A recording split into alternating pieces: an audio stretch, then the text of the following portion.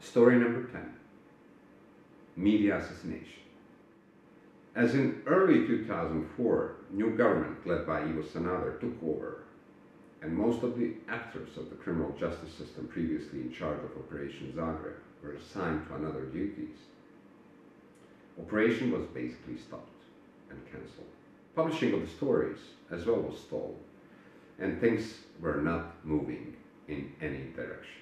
At the same time, hundreds of victims of organized corruption kept coming to our office and demanding justice in their cases or publishing of their personal stories. For most of us working at PSD at that time, the situation was unbearable. As the files on the city of Zagreb grew, we decided to hold a series of press conferences related to new emerging cases and reports on criminal activity of the heads of the city of Zagreb. One of the critical cases from our point of view was attempt of the city of Zagreb to sell the building of the Zagreb chapter of the International Red Cross to one of the privatization tycoons from the 90s. As we had this information early in 2003, and we shared it with the key actors in the criminal justice system, we continued feeding the criminal justice system with our new findings. However, as soon as the government changed, the pressure over us culminated, and we became aware that information is again leaking to the other side.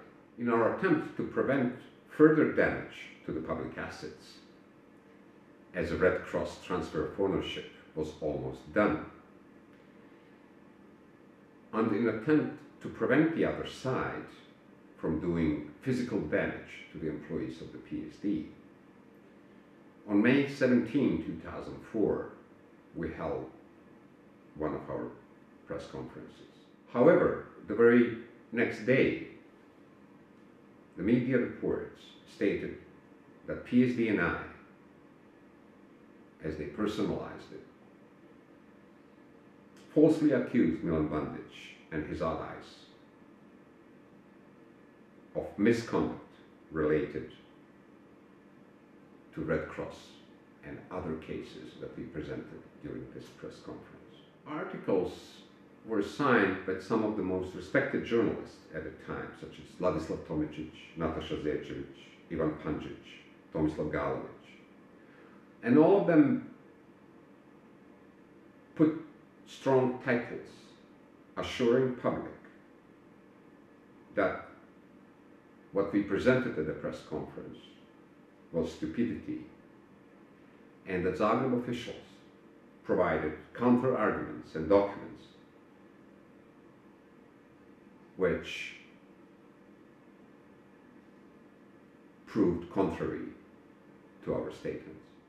All of the Zagreb city officials, including Mayor Milan Bandic, initiated criminal proceedings against me based on media law at the time for slander. However, almost a decade later,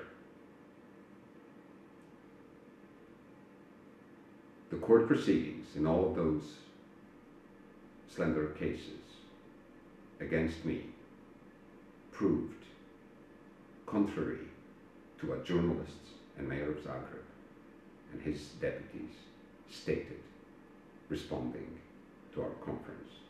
In one of the proceedings that I will quote to illustrate what happened, the court concluded following: without any doubt, the court has established that the accused, which was me and the key members of the PSD, had justified the reason to believe that information which was presented at the press conference was the truth, and that the content of PSD media statement that was provided to the public was in the interest of protection of rights of citizens and part of the civic duty of the accused. Further on in the statement, court as well stated this. Court has well established that according to the Civil Law Department of State Attorney Office report, activity of the Red Cross Zagreb, City of Zagreb, and Sunce Insurance Group was contrary to the law, which led to the criminal investigation initiated by the State Attorney's Office and several civil proceedings that state initiated against the city of Zagreb and all other persons involved. Court as well established that PSD was one of the key initiators of the proceedings that Civil Department of State Attorney's Office conducted already in 2003, almost 6 months before the press conference, as established in the civil case against City of Zagreb and others, P 3031 through 0.4. But no one of the actors in the public sphere cared to check it at the time. This approach of the journalists that the only thing that we had public trust in PSD's impartiality, in fact assassinated our ability to fight corruption and assure justice through public pressure. It is well provided narrative and explanation for execution of plans to assassinate me that was agreed by the key actors before that. Price that citizens will pay from this reluctance of the media to properly deal with actual cases will be huge. And we pay it even today. As some of you already know, we are in this last effort to change the way we think and act against corruption. And here is what I want you to do.